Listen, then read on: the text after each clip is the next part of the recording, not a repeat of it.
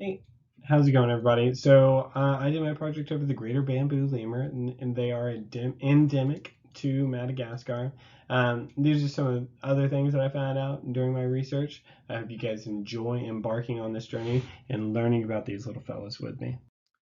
All right, so scientific description. We're gonna have the Prolemur simus is what that is their actual description, their scientific name. But with a lot of information, until about 10 to 12 years ago, they used to be under the genus of the Haplomur, which is the typical genus of a lot of the lemurs that are in Madagascar, and endemic there. So that is what most of them are. But in the last 10 to 12 years, like I said, these guys have been separated into their own genus, the prolemur, which means that they're in their own genus and by definition their own species because of that. So they're doing their own thing because of genetic and physical traits that have separated them. Okay, so their description, obviously they're very adorable, but they are also the largest of the bamboo lemurs in Madagascar. Their weight is about 1 to 2.5 kilograms, which is 2 to 5.5 pounds about, and their size is about 10 to 18 inches, which is 260 to 458 millimeters for the quick conversion for you. Some of their distinctive features are going to be these little white tufts. They're the only ones with that. And then they also have these very broad noses, very wide bridge. And you can't see it right here, but they have these scent glands right above their elbows on the inner side that they'll be able to rub against bamboo and stuff like that when they're holding themselves up, just so their fellow, species, brothers and sisters can be able to pick up their scent and know where they are and everything like that. Also, the females have 4 nipples, even though they only have one offspring at a time, which is an odd evolutionary feature. So their generation is about 9 years until they're fully grown, they're fully doing their own thing, and yada yada yada. They're functioning completely by themselves, just like our generation period is about 18 years or so. So that's just what that means, almost completely, if not fully grown. So in captivity, they can live to about 17 years or so, but out in the wild, obviously, that's going to vary. The gestation period is going to be 140 days just to have that one baby, to fully grow in that regard in there before coming out and being next to mom for the next X amount of time, which we'll go over in the next slide.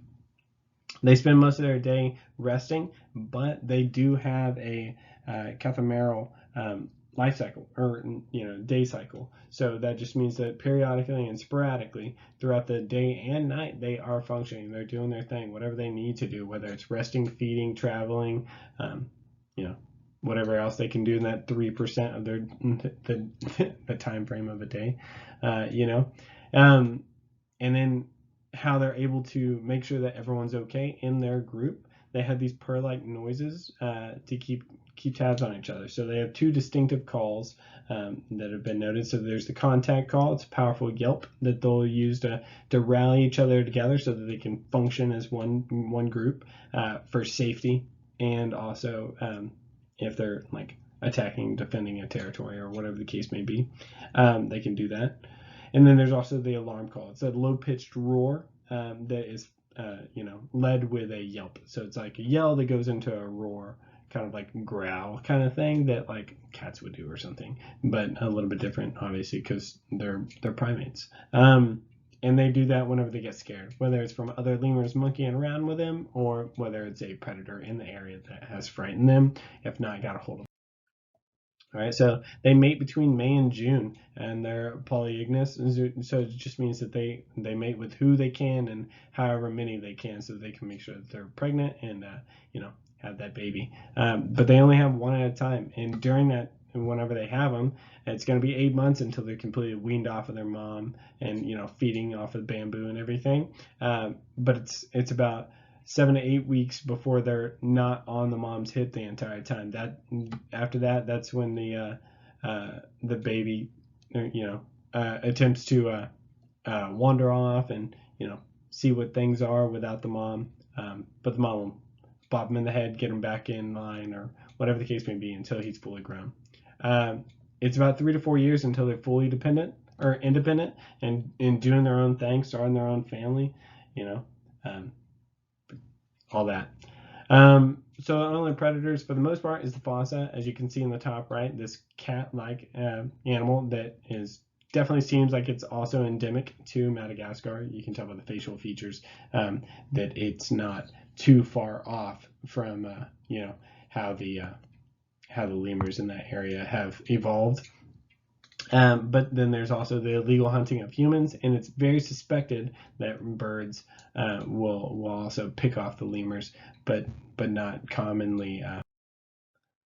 So obviously, as I said earlier, they are endemic to Madagascar. Madagascar hosts more than 100 different types of lemurs, and that's due to evolution over the last 50 to 60 million years on that island.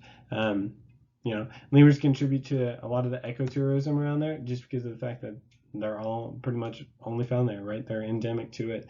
And so because of that, they brought in roughly $255,000 just in 2012 alone. And I mean, like, who wouldn't want to travel and see these little adorable balls of fur jumping through the woods? Not to mention the brothers and sisters of Zabumafu, R.I.P. Yeah, but what's really sad is that more than 90% of Madagascar's original forests have been depleted due to slash and burn techniques, and not to mention, I mean, just alone when most of the island devours the bamboo and other forest materials and stuff like that, just tends to happen. All right, so stated many, many, many times that they're endemic to Madagascar, but specifically these little fellows, the greater bamboo lemurs, were already thought to have gone extinct in the early 19th century, or I'm sorry, the 20th century, early 1900s, and they were rediscovered in 1972 after originally being discovered in 1870. Currently, the only places in Madagascar the lemur is found is going to be in the Ranamafana and the Adringintra forest. I apologize for the pronunciation of those. But the Ranamafana is going to be up here in the north, and that's their prominent area. They kind of wander around in one streamline up there, while the southern portion, the Adringintra, I hope I'm pronouncing that right, is going to be where they're a little bit more sporadic. They're spaced out a whole lot more, but they are in protected national parks and forests, and so that's a win for them in that regard. So since they almost exclusively feed on the giant bamboo, climate change is a big deal for them because of the fact that whenever climate change affects the giant bamboo, obviously it's gonna get them too, and that's really stinks because I mean they have molars that they have developed over evolutionary time periods that is specifically been there for them to devour these giant bamboo and the tough stalk, right? Similar to what a panda would do. But also these guys eat the mature leaves of the bamboo, which is pretty rare. Typically, the lemurs that eat this stuff only eat the baby leaves, which are a little bit more toxic. So that's very interesting that they would do both. But when they need to and when they have to, they eat fruit, flowers, and other things that are just on the floor in order to survive. Gotta do what you gotta do.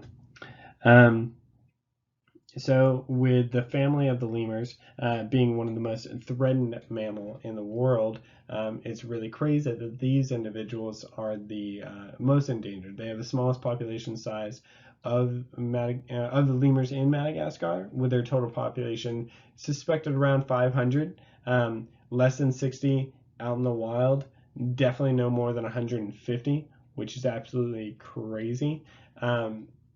But I mean, luckily enough, they are able to have some out in the wild, not just in protected centers or anything like that.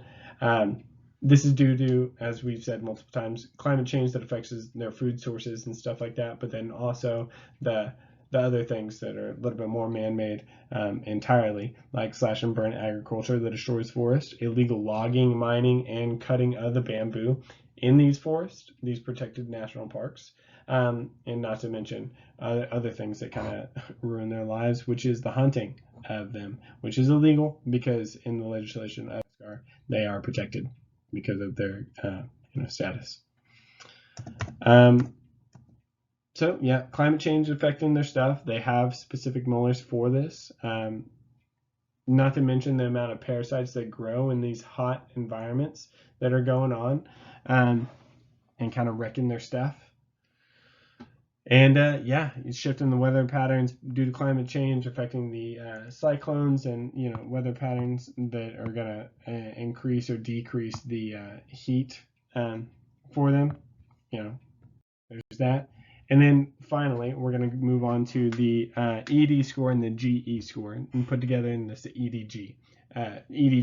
So this is a Edge of Existence .org conservation program. They kind of lead protecting the at-risk and endangered animals. And so the ED is going to be the evolutionary distinctiveness score, represents the unique evolutionary history surviving the species of how much genetic information would be lost if we were to lose the said species of the greater bamboo lemur. They scored a 11.96, right? And the black lines are going to represent the median for similar things that are like part of their family, while the color is going to represent where they sit on the scale, because it's not 10 out of 100 or 1 out of 100 or 1 out of 25 or anything like that. It kind of varies based on what they need it to. The GE is going to be the global endangerment score, and it's representative of how close the species is to being endangered. These guys are critically endangered, as we've talked about. So, I mean, they definitely barely have anything out in the wild, and they're lucky to have that. So the edge is going to be the combination of both of these scores, and that's going to create the overall score, which is going to be 5.33, which just means that, I mean, they're pretty up there, and they need a lot of love. And so Edge is definitely doing their part. They've put this chart together to kind of compile all the data. And so with it, it's a calculated conversation and attention score based on expert information. In this graph on the left, you can see that a higher score means the action is being carried out more intensively over the species range, while the color shows how important each action is considered to be for the conservation of the species. All the expert knowledge combined is all put together here to show that, I mean, they are almost on the high spectrum, and we are definitely doing our part in what the requirement is to protect them. Okay, so that's the end. I hope you guys enjoyed and I hope you guys learned a lot. Feel free to use any of these resources to do your part if you would like to contribute to protecting them. They are there. Also, if you can't do that, at least try and participate within the World Lemur Day. It's celebrated every year, the last Friday in October. This year, it's going to be October 30th, 2020. If you guys would like to, the closest festival that's going to happen is going to be over in Mandeville, Louisiana. So hopefully we're not quarantined and you guys can enjoy that there. All right. Y'all have a great day after looking at the sources.